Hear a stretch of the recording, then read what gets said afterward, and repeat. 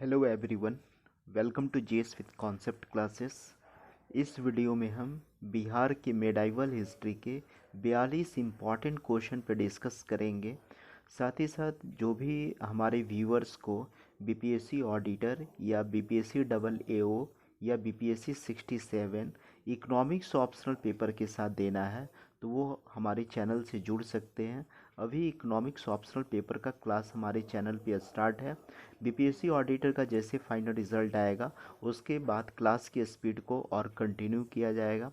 और जहाँ तक मटेरियल की गुणवत्ता की बात है तो आप किसी भी इंस्टीट्यूट से अगर आप कंपैरिजन करेंगे तो आप मटेरियल को काफ़ी ज़्यादा मेरी मटेरियल को काफ़ी ज़्यादा आप ऑथेंटिक मानेंगे। चलिए आज के हम लोग क्लास को स्टार्ट करते हैं। फर्स्ट क्वेश्चन है हमारा, बिहार में तुर्क सत्ता की स्थापना कब हुई थी?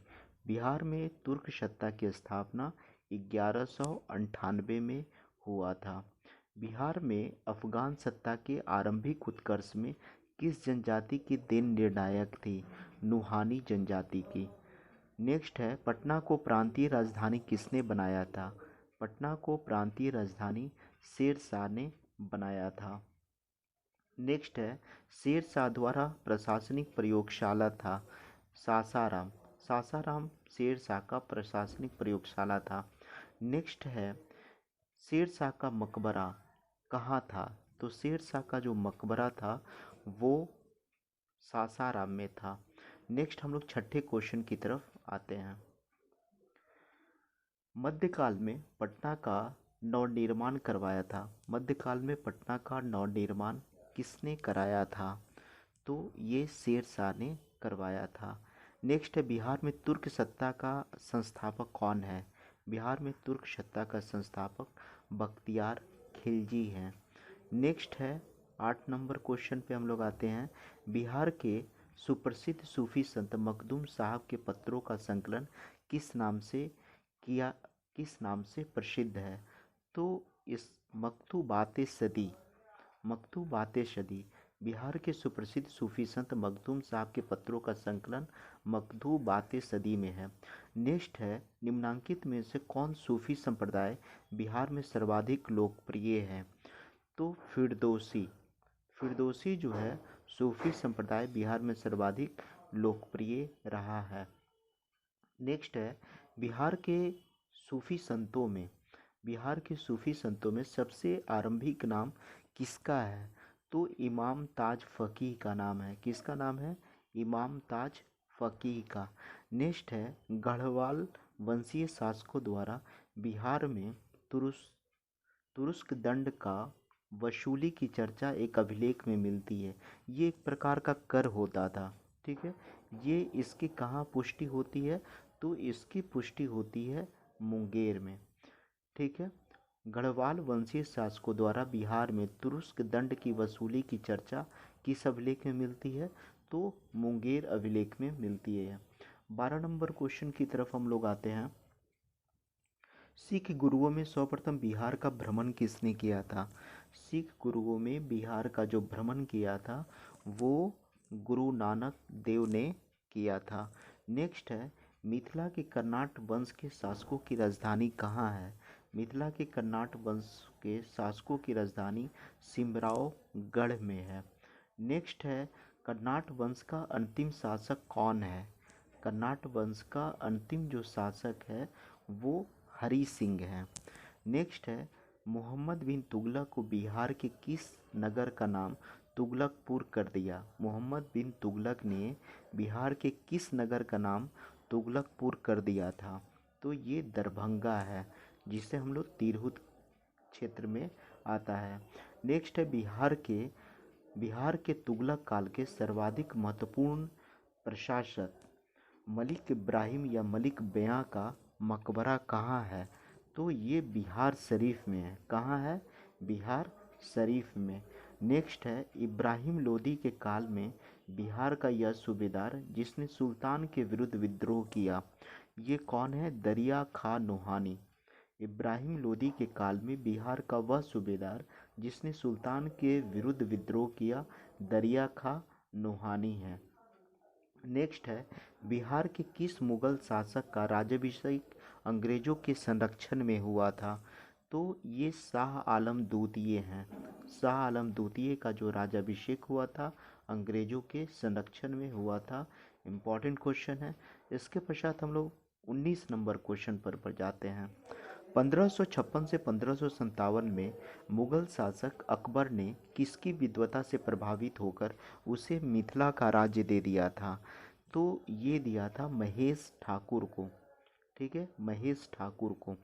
नेक्स्ट है बख्तियार खिलजी के शव को दफनाया गया। बख्तियार खिलजी के शव को बिहार शरीफ में दफनाया गया। नेक्स्ट है बिहार के सैनिक अभियान आयोजित करने वाला पहला सुल्तान कौन था? इल्तुतमिश था। बिहार में सैनिक अभियान आयोजित करने वाला पहला सुल्तान इल्तुतमिश था। नेक्स्ट है किस काल में बिहार पर दिल्ली के सुल्तानों का निर्णायक वर्चस्व स्थापित हुआ? तो तुगलक वंश में स्थापित हुआ। नेक्स्ट है मोहम्मद बिन तुगलक ने बिहार के किस नगर का नाम तुगलकपुर कर दिया? ठीक है, मोहम्मद बिन तुगलक ने बिहार के किस नगर का नाम तुगलकपुर कर दिया? तो दरभंगा का नाम कर दिया। नेक्स्ट है बिहार राज्य का नाम बिहार किसने कर दिया था? बिहार राज्य का नाम बिहार किसने दिया था? तो ये तुर्कों ने दिए थे। नेक्स्ट है मलिक इब्राहिम या मलिक बयां का बिहार का प्रशासक किस काल में था? ठीक है, किस काल में था? तो इसका आंसर होगा तुगलक। मलिक इब्राहिम या मलिक बयां बिहार का प्रशासक किस काल में था? तो ये तुगलक काल में था। नेक्स्ट है फिरोज तुगलक का फारसी अभिलेख मिलता है। फिरोज तुगलक का फारसी अभिलेख मिलता है बिहार शरीफ से। ठीक है, बिहार शरीफ से। इम्पॉर्टेंट क्वेश्चन है। इसके पश्चात हम लोग नेक्स्ट आते हैं 27 नंबर क्वेश्चन पर। इब्राहिम लोदी के काल में बिहार का वह सूबेदार जिसने सुल्तान के विरुद्ध विद्रोह किया था, ये है दरिया खां नुहानी। दरिया खां नुहानी ने इब्राहिम लोदी के काल में बिहार का सूबेदार था जिसने सुल्तान के विरुद्ध विद्रोह किया था। नेक्स्ट है चेरो जनजाति की शक्ति का वास्तविक पतन किसके द्वारा हुआ? ये उज्जैनियों शासकों के द्वारा हुआ। चेरो जनजाति की शक्ति का वास्तविक पतन उज्जैनी शासकों द्वारा हुआ। नेक्स्ट है मोहम्मद लोदी को विस्थापित कर बाबर ने किसे बिहार का प्रशासक नियुक्त किया? तो बिहार ने जलाल खां को नियुक्त किया। ठीक है, नेक्स्ट है बिहार को मुगल साम्राज्य का प्रांत का दर्जा कब दिया गया? बिहार को मुगल साम्राज्य के प्रांत का दर्जा कब दिया गया? 1580 ईस्वी में। नेक्स्ट है राजकुमार अजीम को किसने बिहार का सूबेदार बनाया? तो औरंगजेब को। राजकुमार अजीम को किसने बिहार का सूबेदार बनाया? औरंगजेब को। नेक्स्ट है वह प्रथम मुगल सम्राट जिसका राज्याभिषेक बिहार में हुआ, वो फर्रुखसियर था। फर्रुखसियर प्रथम मुगल सम्राट था जिसका राज्याभिषेक जो है बिहार में हुआ था, फर्रुखसियर। नेक्स्ट है मुगल प्रांत बनने के उपरांत बिहार का गवर्नर कौन था? तो बिहार का जो गवर्नर था मुनीम खानम था। कौन था? मुनीम खानम। बी इसका आंसर होगा। 34 नंबर पे हम लोग आते हैं। बिहार के किस मुगल शासक का राज्याभिषेक अंग्रेजों के संरक्षण में हुआ? ठीक है, अंग्रेजों के संरक्षण में हुआ तो शाह आलम द्वितीय। ठीक है, शाह आलम द्वितीय। नेक्स्ट है, ठीक है, शाह आलम द्वितीय। नेक्स्ट है 1556 से 1557 में मुगल शासक अकबर ने किसकी विद्वता से के पुरस्कार से उसे मिथिला का राज्य दे दिया? इसका आंसर होगा महेश ठाकुर। बहुत इंपॉर्टेंट क्वेश्चन है। 1556 से 1557 में मुगल शासक अकबर ने किसकी विद्वता के पुरस्कार में उसे मिथिला का राज्य दे दिया था? महेश ठाकुर को।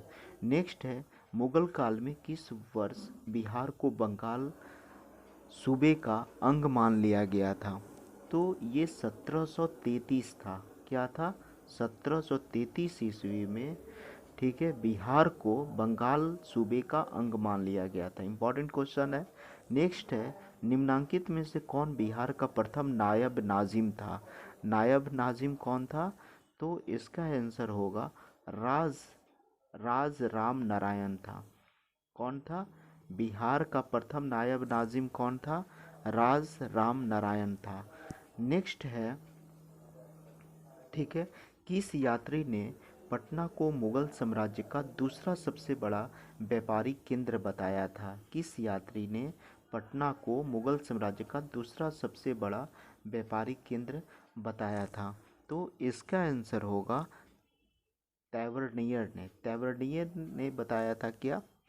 पटना को मुगल साम्राज्य का सबसे बड़ा व्यापारिक केंद्र बताया था। नेक्स्ट है, दरियापंथी संप्रदाय के संस्थापक दरिया साहब का जन्म कब हुआ था? तो दरिया साहब का जो जन्म हुआ था वो रोहतास में हुआ था। नेक्स्ट है, गुरु गोविंद सिंह का जन्म कब हुआ था? गुरु गोविंद सिंह का जन्म 26 दिसंबर 1666 ईस्वी को हुआ था। नेक्स्ट है, बिहार के अघोर कामनी देवी गुरु प्रसाद सेन, प्रकाश चंद्र राय इत्यादि संबंधित हैं। ये किससे संबंधित है? तो ब्रह्म समाज से ये सभी संबंधित हैं। अधोर कामनी देवी, गुरु प्रसाद सेन, प्रकाश चंद्र राय ब्रह्म समाज से। नेक्स्ट है, मुंगेर बिहार को अपनी राजधानी बनाने वाला पाल शासक कौन था? तो ये देवपाल थे। मुंगेर यानी बिहार को अपनी राजधानी बनाने वाला पाल शासक कौन था? देवपाल था। और इस तरीके से हम लोग 42 इम्पॉर्टेंट क्वेश्चन को हम लोग देख लिए। Thank you very much for watching this video. और हम लोग जो है इसी तरीके से हम लोग सारे BPSC 67 CDPO के सिलेबस को कवर करते जाएंगे। और आप लोग जो है चैनल को सब्सक्राइब नहीं करते हैं, चैनल को प्लीज़ आप लोग सपोर्ट दिया कीजिए। Thank you very much.